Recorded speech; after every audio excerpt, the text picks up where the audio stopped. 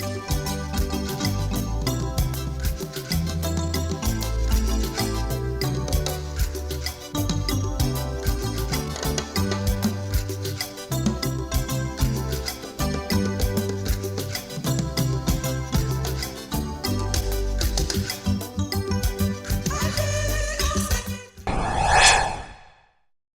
nom du Père, et du Fils et du Saint-Esprit. Amen.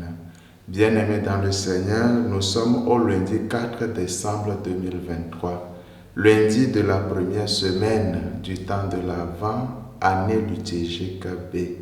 Disposons nos cœurs à l'écoute de la parole de Dieu.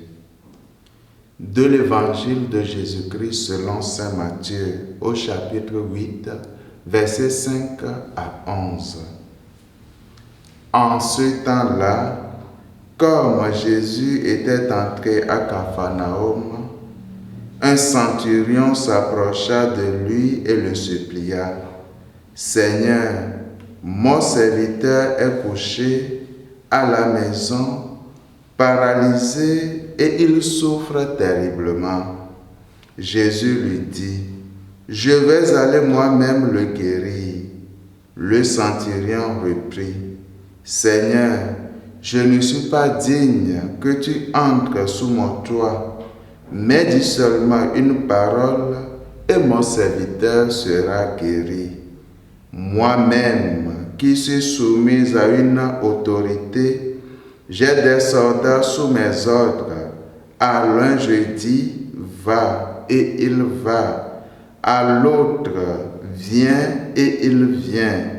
Et à mon esclave, fais ceci, et il le fait. » À ces mots, Jésus fut dans l'admiration et dit à ceux qui le suivaient, « Amen, je vous le déclare, chez personne en Israël, je n'ai trouvé une telle foi.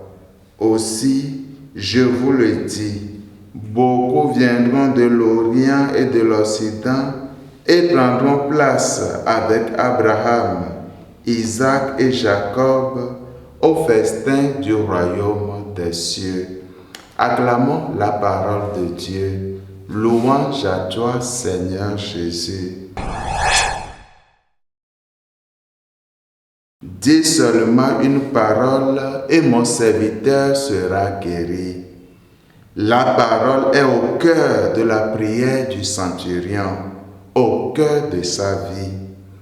Quand il dit « va » et il va, et « viens » et il vient, le centurion nous donne un exemple d'efficacité.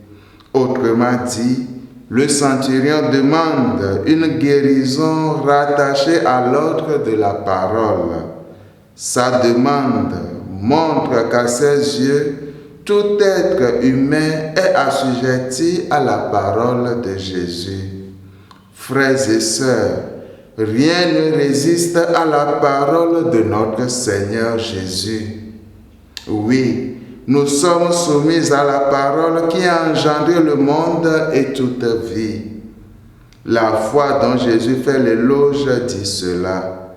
Cette foi est une adhésion à l'ordre de la parole de Dieu, ordre qui sera bientôt manifesté à tous.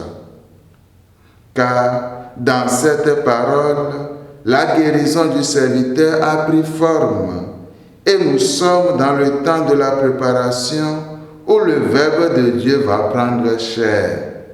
Bien-aimés de Dieu, la parole a une puissance, la parole a une force.